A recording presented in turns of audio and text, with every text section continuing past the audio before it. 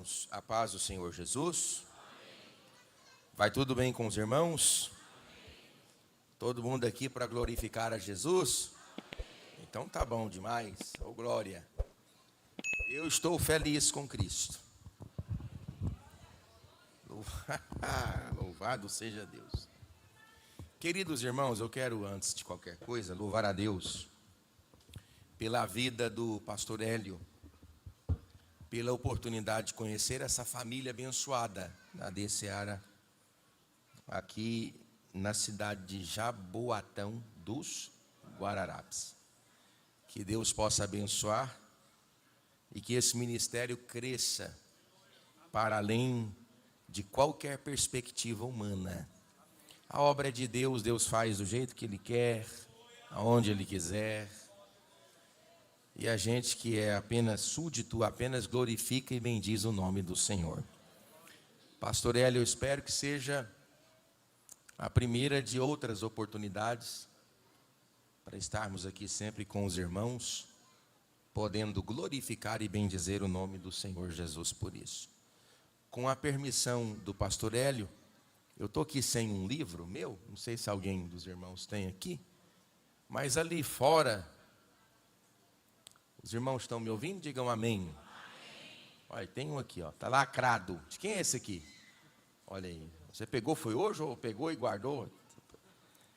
Esse livro aqui, ele trata, eu comprei no campo missionário 23 livros para complementar o assunto que eu precisava para desenvolver esse livro, além dos livros que eu já tinha. Eu abordo as peregrinações de Abraão. Abraão fez 4 grandes peregrinações, de Ur a Harã, de Harã a Canaã, de Canaã ao Egito, do Egito a Canaã. Eu dou aqui algumas respostas para tentar suprimir aquilo que o silêncio das Escrituras não nos participa.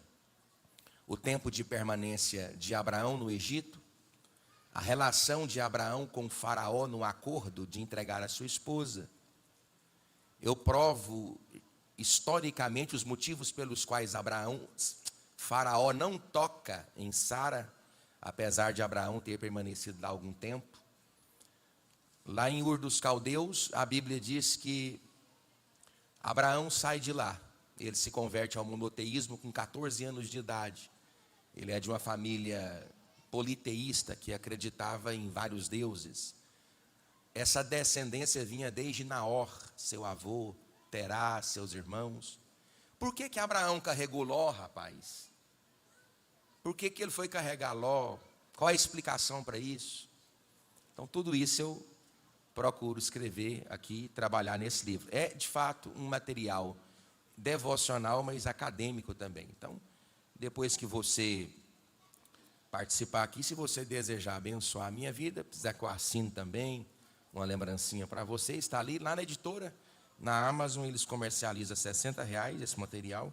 Aqui comigo você pode adquirir a R$50. Então, está ali com os irmãos, que Deus possa estar abençoando em nome de Jesus. Nós vamos abrir a palavra de Deus. Façam aqui como o pastor ensina. Arrumaram aqui a Bíblia para mim, rapaz. E eu estou aqui com a Bíblia nova aqui. Meu Deus, tem misericórdia. Foi o nosso querido irmão Wilson, presbítero Wilson, tá? E que Deus abençoe. Vou estar depois indicando ele lá no Instagram, né? Hoje está todo mundo assim no Instagram. Que Deus possa abençoar. Acho que ele não está aqui, mas a família está. Receba o meu carinho, o meu abraço em nome de Jesus.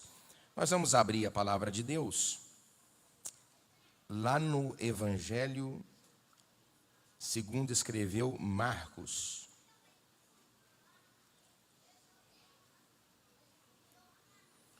O capítulo é o de número 4.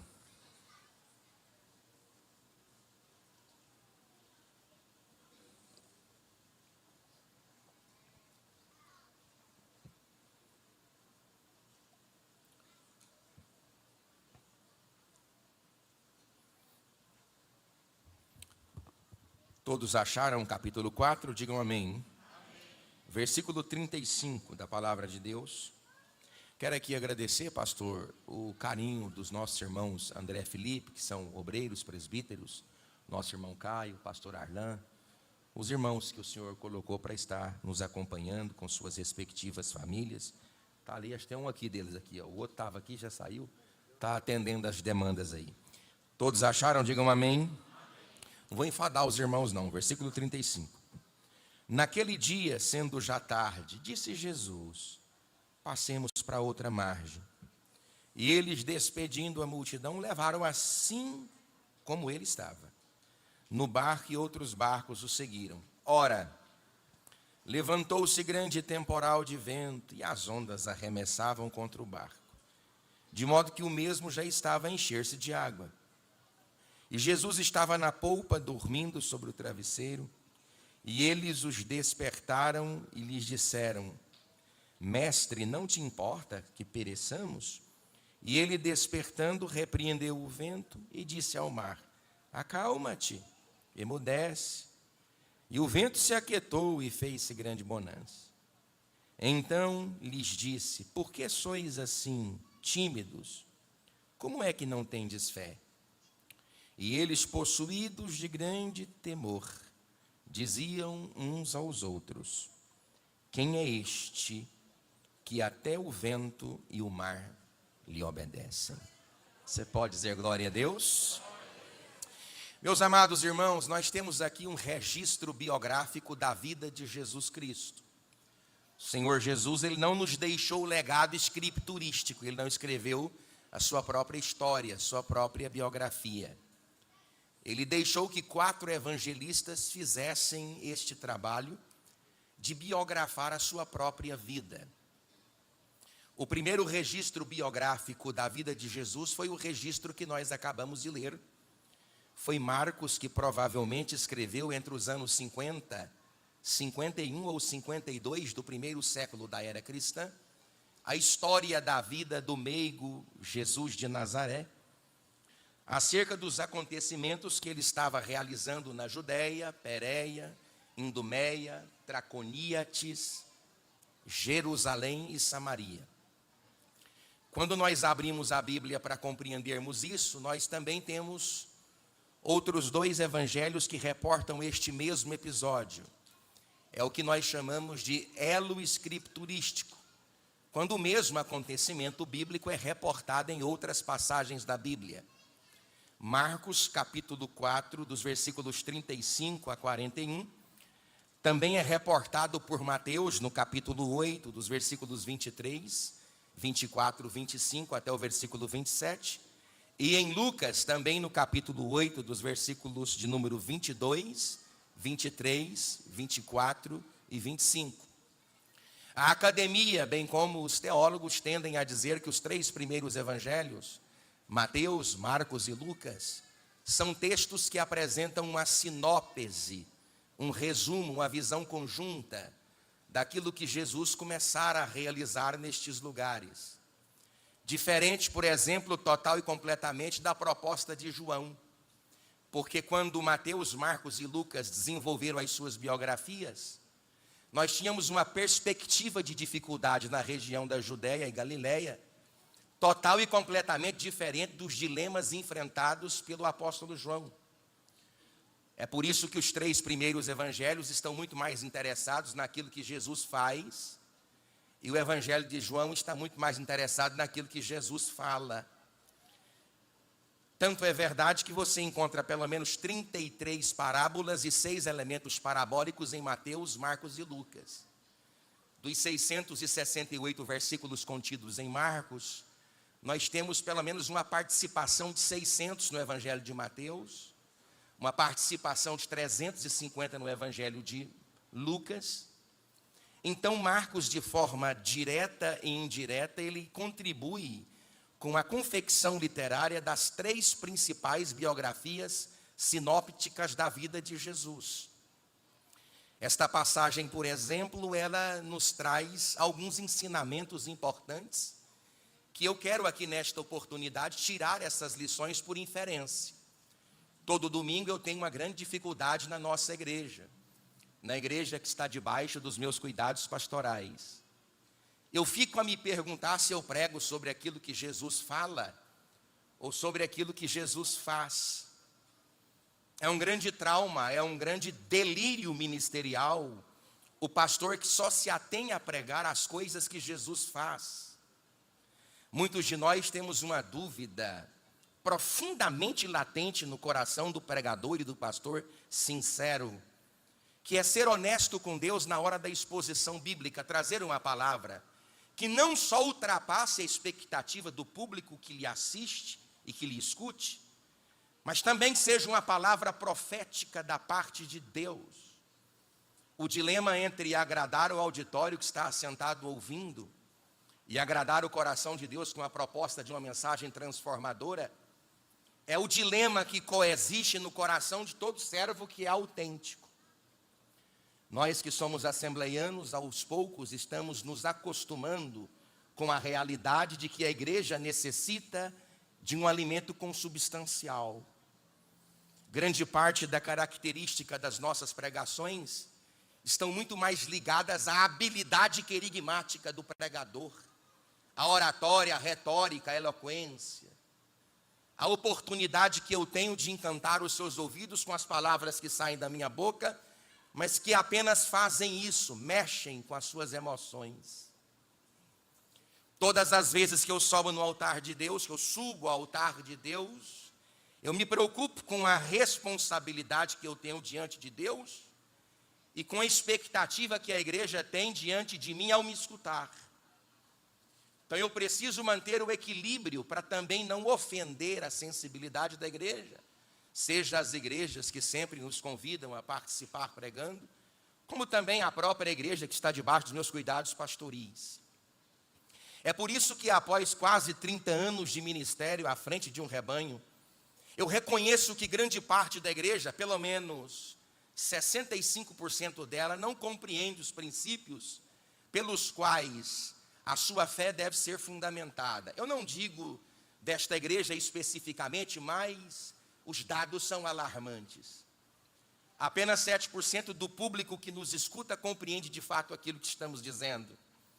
Nós vivemos em um tempo onde o nível de literatura disponibilizado por mês é de 2.000 novos títulos. Mas a média de leitura do brasileiro é de 4,2 livros por ano e 2,9 concluídos. 54,68% de pastores e obreiros nunca leram a palavra de Deus. Tanto é que perguntaram para Greenwich Wright Moody qual é o maior problema da igreja, e ele disse: o maior problema da igreja são os obreiros. E voltaram a perguntar para ele como se faz para acender um avivamento na igreja. Ele disse: acenda uma fogueira no púlpito, porque lenha verde vai começar a arder. Essa palavra que eu falo na ocasião em que estou pregando, ela serve apenas para introduzir o sentimento no meu coração de ser nesta noite porta-voz de verdades eternas, que não só sensibilizam o seu coração, mas que sejam capazes de tocar a sua mente. Eu tenho aqui na oportunidade que eu estou pregando uma caravana de discípulos, homens que estão extremamente melhores do que nós, que vão viver uma experiência catastrófica na sua vida. Eles vão viver um dia de dificuldade, um dia mau. Eles recebem uma orientação da parte do Cristo para deslocar-se da região leste do Mar da Galileia para a região oeste. Eles estão fazendo um trabalho missionário. Quando o Senhor Jesus disse: atravessemo-nos para o outro lado, a expectativa de Cristo é deslocar-se para a região de Rafana, Canata, Damasco, Dion, Exetópolis, Gadara, Gesala, Filos e Filadélfia.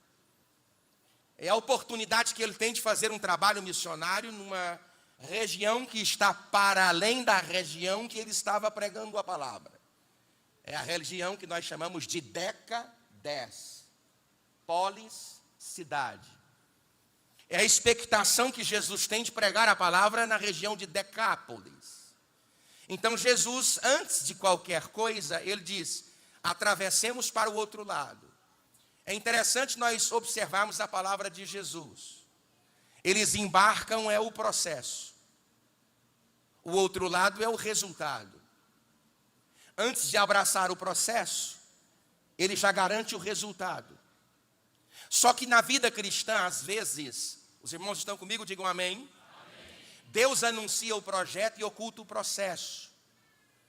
Porque se Deus mostra o processo com o projeto, você abandona o projeto por causa do processo. Então, quando Deus vai trazer para nós uma perspectiva, uma obra, uma atuação, Deus olha o resultado. É por isso que no Salmo de número 121, quando o salmista diz: eleva os meus olhos para os montes e de onde me virá o socorro meu socorro vem do Senhor que fez os céus e a terra. Ele não deixará que os teus pés vacilem, aquele que te guarda não dorme, não pesteneja e nem dormitará aquele que te guarda. O Senhor é a tua sombra, a tua direita, o sol não te molesta de dia, nem a lua de noite. O Senhor teu Deus te guarda, Ele protege a tua saída e a tua entrada. As Bíblias que fazem equivalência formal são Bíblias que traduzem palavra por palavra e não palavra por conceito. Provavelmente algumas Bíblias que são paráfrases têm na sua Bíblia: Deus guarda e protege a entrada e a saída. Mas no hebraico não. É Deus protege, Deus guarda, Deus garante a saída e a entrada. Porque só tem autoridade para voltar a entrar quem sai bem. Então na vida cristã Deus não garante o processo, Deus garante o resultado.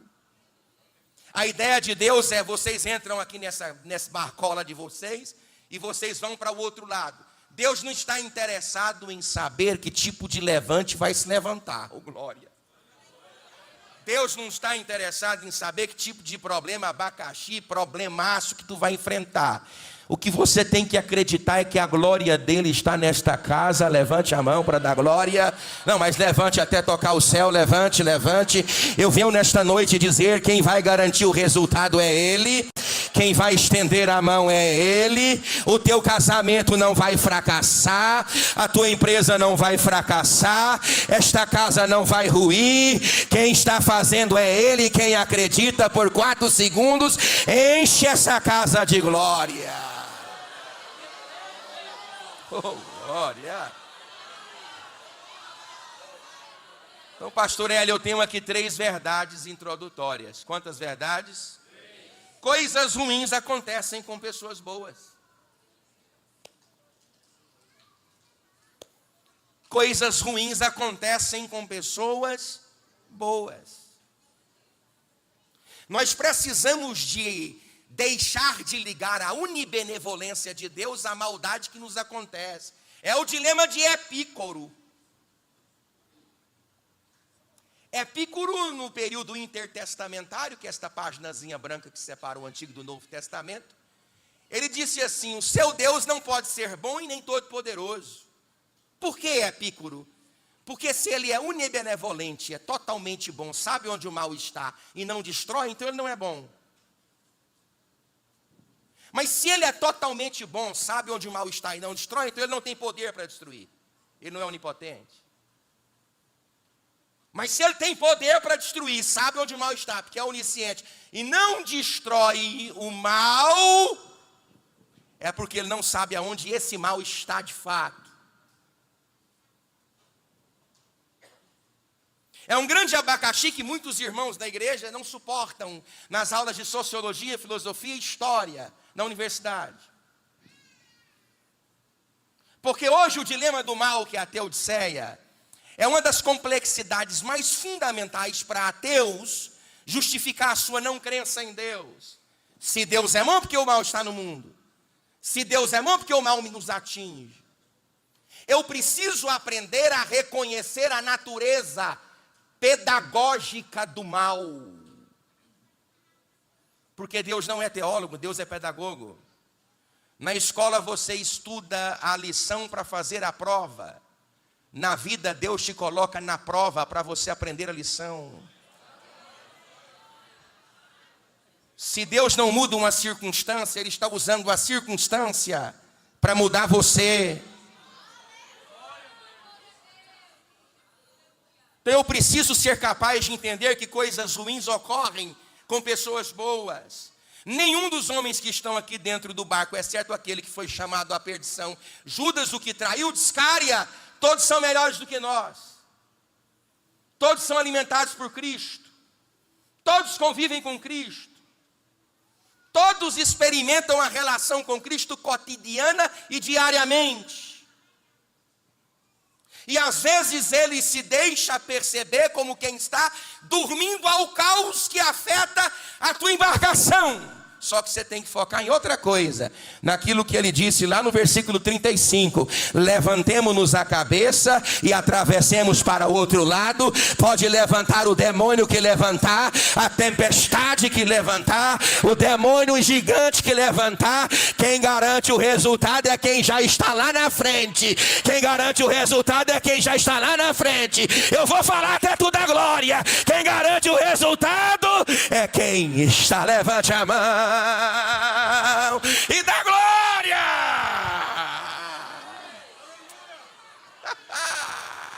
Eita, não, dá uma cutucada nesse irmão e fala: abre a boca e dá glória, o teu barco não vai afundar. Ei, levanta a mão da glória pentecostal. Ele garante o resultado. Irmãos, ele garante o resultado. Irmãos, o universo hoje ele é uma expansão de 100 bilhões de anos-luz de diâmetro. Noções de peso, de tempo, isso é para você. Deus está fora do tempo, não é pleuroma, não é aions, como diz os gnósticos, não é nem cronos, até nem kairos. Kairos é uma espécie de adaptação do tempo de Deus no cronos nosso. Deus está para além do que pode ser compreensível. Deus não é assembleiano, Deus não é metodista, não é batista. Deus não está dentro de uma caixa. Deus é todo poderoso, está sentado sobre um alto e sublime trono. Ele tem a palma da sua vida guardada na sua mão. Oh, glória! Oh, glória! Oh, aleluia!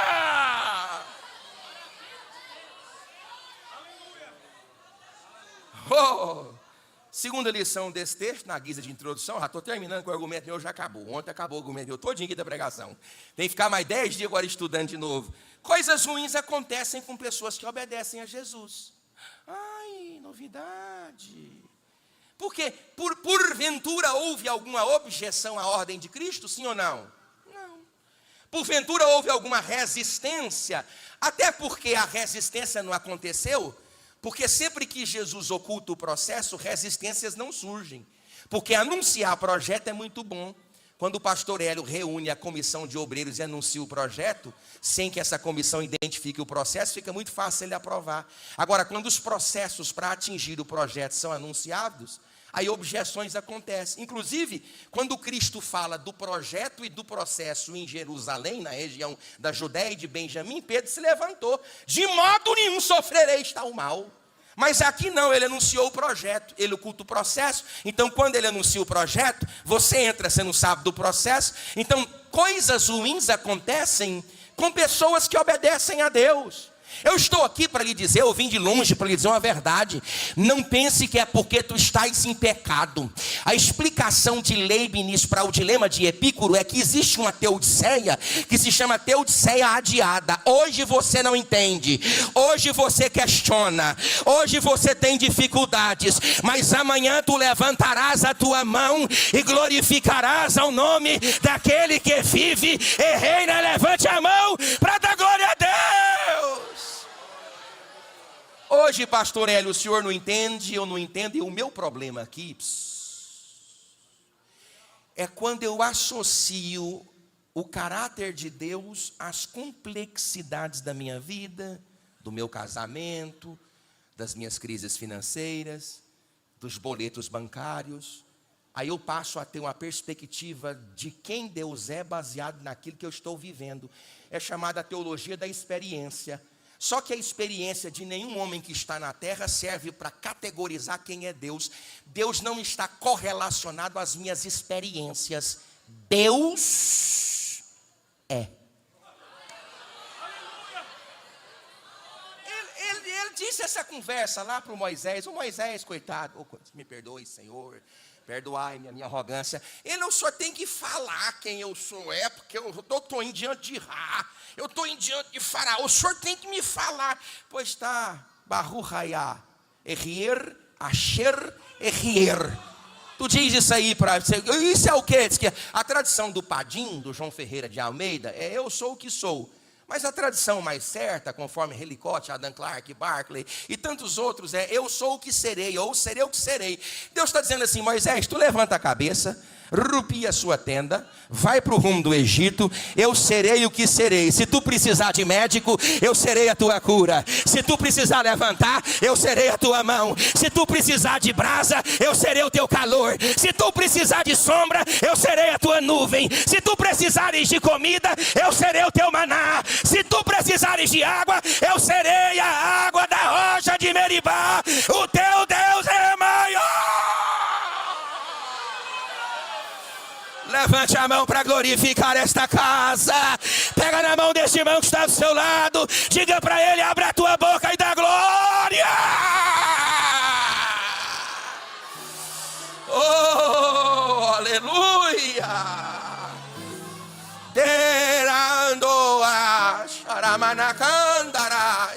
Eu estou sentindo a presença dele aqui nesta casa. Quem está sentindo esta casa de glória? Por 3 segundos adore ao nome dele. Ele está na casa. Oh, oh. Eita, eu estou sentindo a presença dele.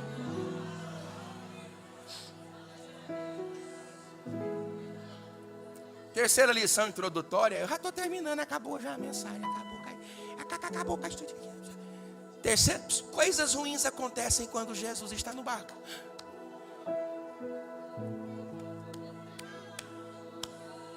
Coisas ruins acontecem, podem acontecer, podem ocasionar, podem atingir. Coisas ruins podem suceder na vida de pessoas que Jesus está no barco. Aí não, ele tem que me dar. Ele tem que fazer o quê? O que ele tem? Ele tem o quê? Ele tem que me dar, porque se ele não... Ele não quer fazer o quê? Não vai fazer o quê? Tu vai morrer. É porque se ele não mais ele morrer, ele vai fazer o quê? Eu vou, cara, você vai aonde é que você vai, rapaz? Deixa eu dizer para você, você sem Deus é o quê? E ele sem você, ele continua sendo... Deixa de besteira.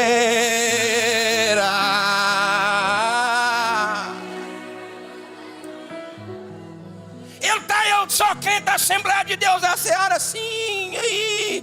Deixa eu dizer para você, Deus não está na minha credencial, Deus está no meu coração. Deus não está simplesmente porque deixa de bobeira. Você é fiel, é crente, é verdadeiro, dá glória ao nome dele. Mas quem decide é ele, quem faz é ele. A glória é dele, a casa é dele, a unção é dele, o poder é dele, a vida é dele, a glória é dele.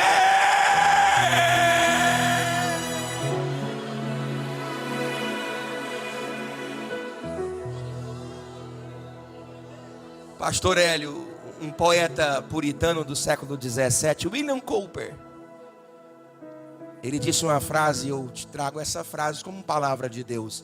Ele diz: por trás de cada experiência carrancuda esconde-se um sorriso de Deus.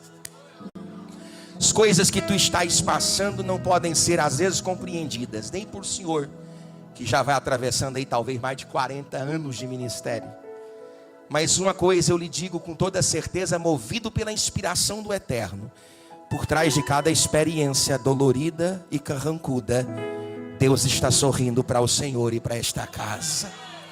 Porque Ele vai se lembrar, do dia que você se lembrar, o Senhor e esta casa, de todo o vento que soprou para poder apagar a brasa. Mas o pamil que fumega Ele não vai apagar. Levante a mão toda esta casa de Seara, Ele não vai apagar.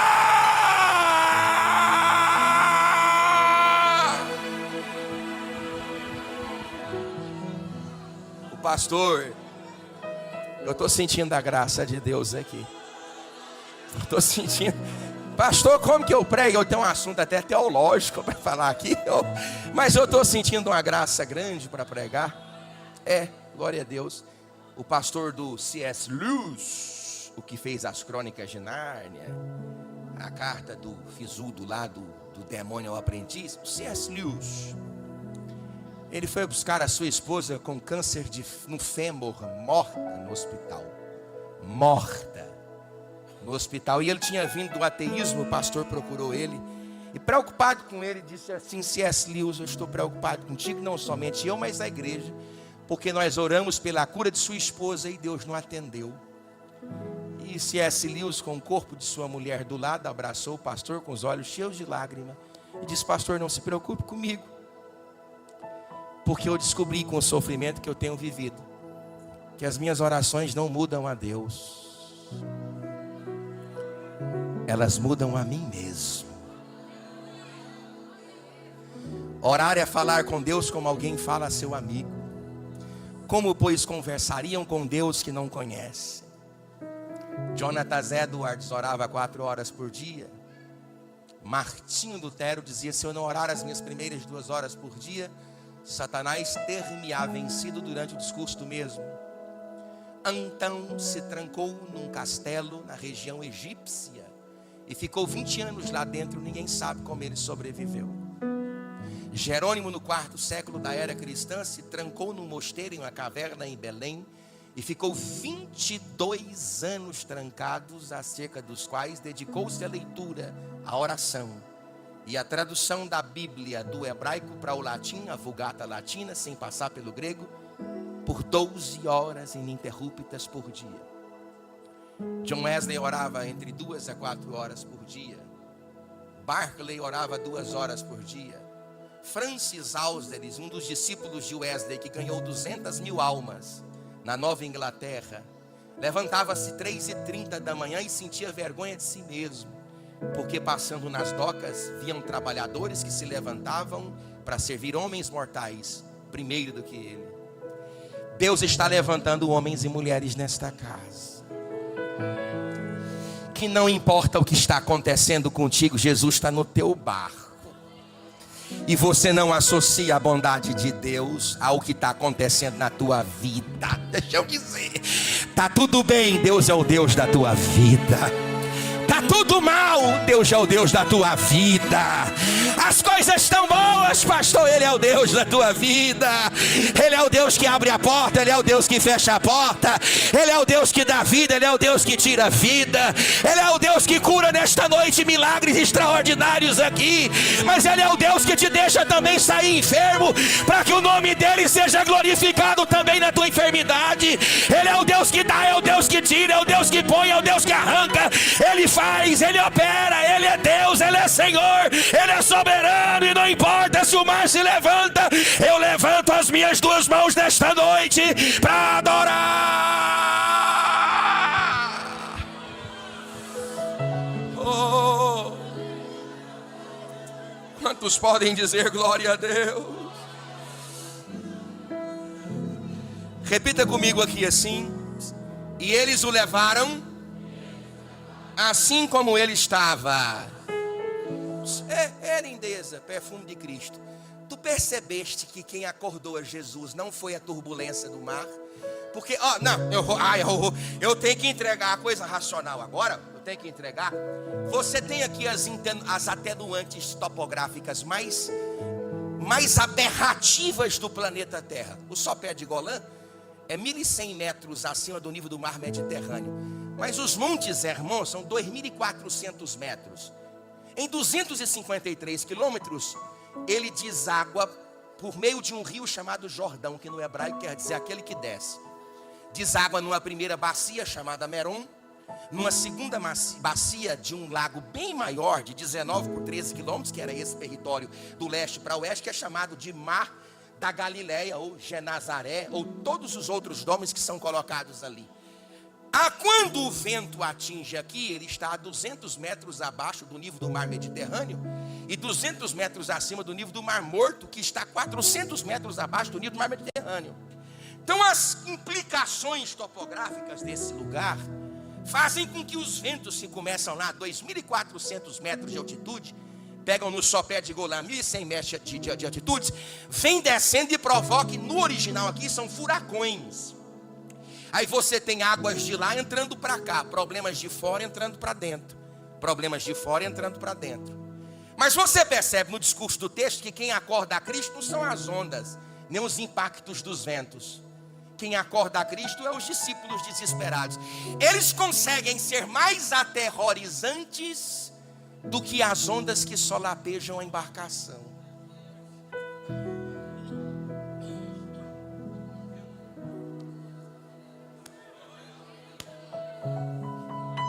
É tu todinho, tu todinho, tu. É tu todinho. Tu consegue fazer desse copinho d'água uma tempestade lindeza. Deixa eu dizer pra você uma coisa aqui bem boazinha. A tua vida está na palma da mão de Deus.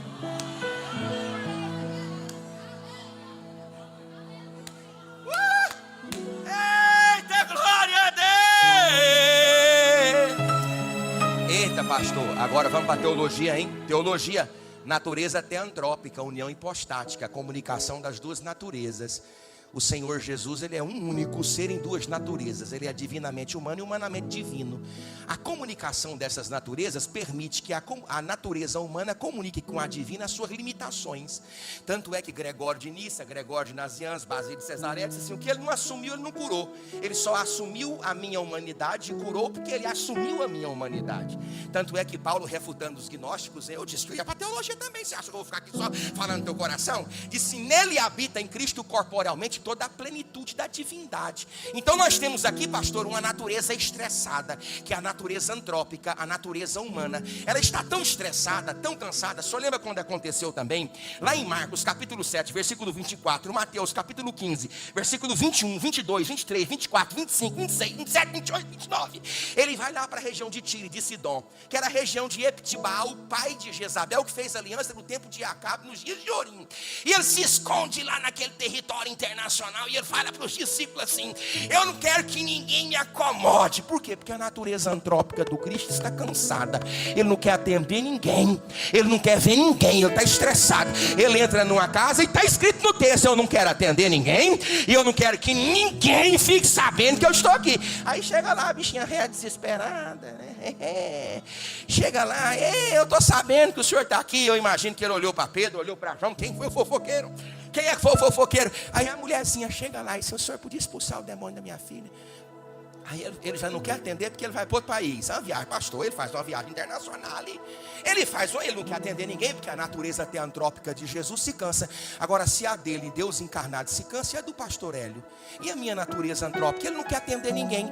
Aí ele fala assim: mulher, eu já não quero atender ninguém. Saí da região da Judéia, Perém-Idumea, Draconias, Lisânia é o imperador.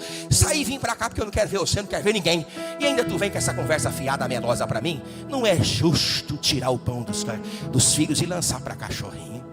Oh, rapaz, repita comigo, irmãos. A resposta é o segredo. Fala assim: a resposta é o segredo. Pega na mão esse irmãozinho, pega. Fala assim, irmãos, é a resposta. Ela fala assim, ó: eu sei, Senhor. Eu sei, Senhor. Eu sei muito bem quem eu sou, Senhor, mas até os cachorrinhos comem. Oh, levante a mão, levante. Não tem migalha para você que nesta noite não. Hoje tem o pão vivo que desceu do céu. Ele está na casa. Quem quer receber esta glória, levante a mão para glorificar.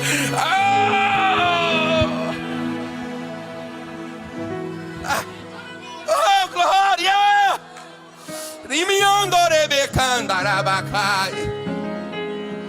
Você está num dia mau, você é crente, você obedece, você abraça o projeto e ele ainda está dormindo, mas a igreja, que é a igreja verdadeira, reconhece quem ela é e o Deus de quem ela serve, e esse Deus está aqui nesta noite. Oh, diga graças a Deus. Aí, oh, rapaz, o Jesus, inclusive no livro, vamos voltar para a teologia, você está muito empolgado aqui na Seara, rapaz. Vamos voltar aqui um pouquinho, ó. O Atanasius, lá em 380 e tantos, ele disse assim: se Jesus Cristo não é Deus, todos nós estamos perdidos. A natureza teantrópica humana está cansada, mas a natureza divina está acordada. Não, e outra, aqui tem uma outra ramificação dessa mensagem que não dá tempo. É os problemas de fora que começam a entrar dentro. Existem duas qualidades de problema na sua vida. Eu disse aqui na reunião de ministério: problemas mães e problemas filhos. Agora, sabe qual que é um outro problema, pastor? Um outro problema que tem em igreja, e aí eu falo agora como pastor de igreja, é gente que tem o costume de transformar dificuldade em problema. Porque qual que é a ideia desse texto? As águas são boas no lugar das águas. Problemas são problemas controláveis no lugar delas.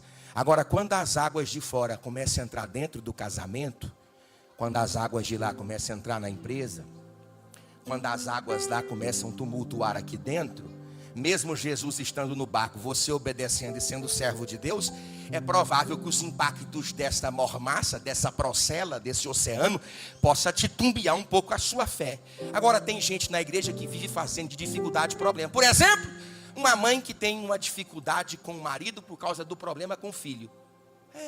Ela tem com o marido uma dificuldade por causa do problema com o filho.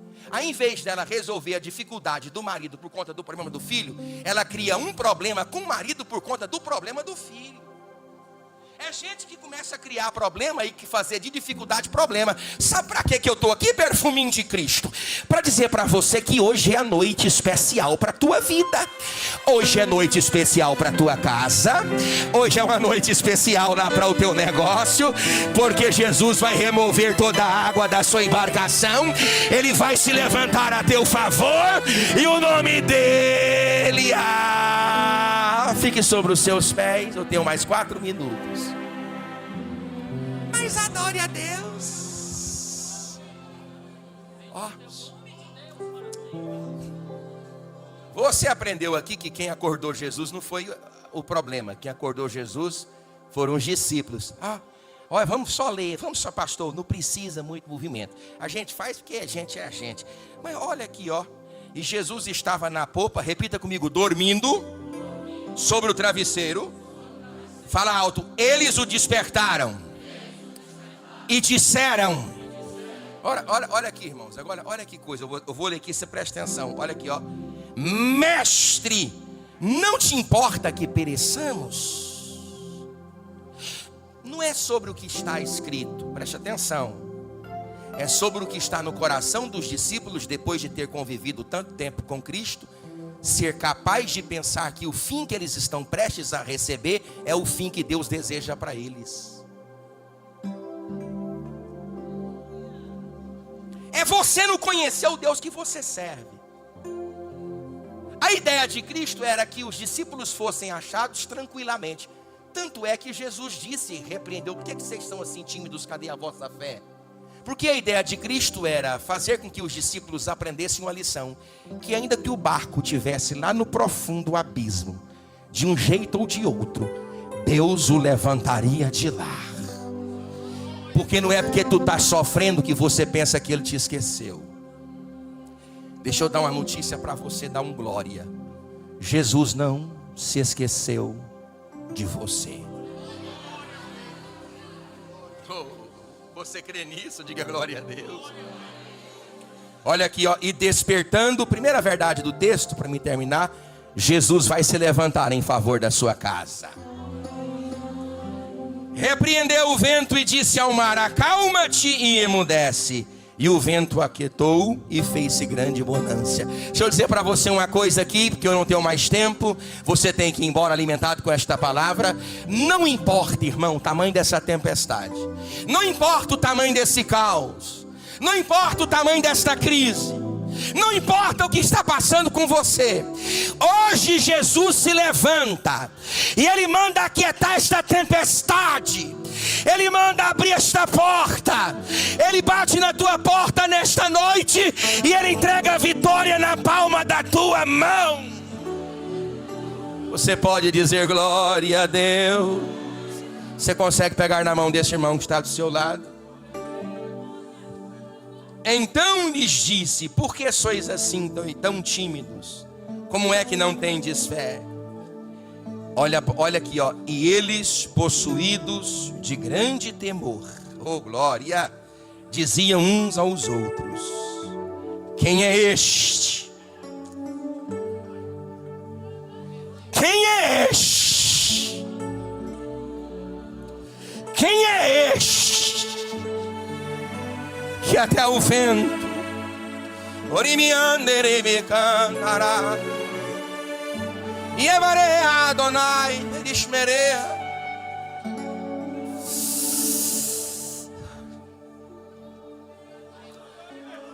Abra sua boca agora por 10 segundos e comece a glorificar. O ministério vai estar louvando, eu vou orar por você. Abra sua boca agora e comece a glorificar. Porque o grande da Galileia se levanta nesta noite a teu favor. O mar vai se acalmar, a tempestade vai acabar. Ele entra com providência agora na tua casa. Ele entra com providência agora no teu casamento. Ele entra com providência na tua história. Você não vai perecer neste mar. Você não vai morrer neste mar. Ele vai entrar com a providência necessária. Só o pentecostal genuíno enche esta casa de glória, de graça. Ele vai repreender agora o mar.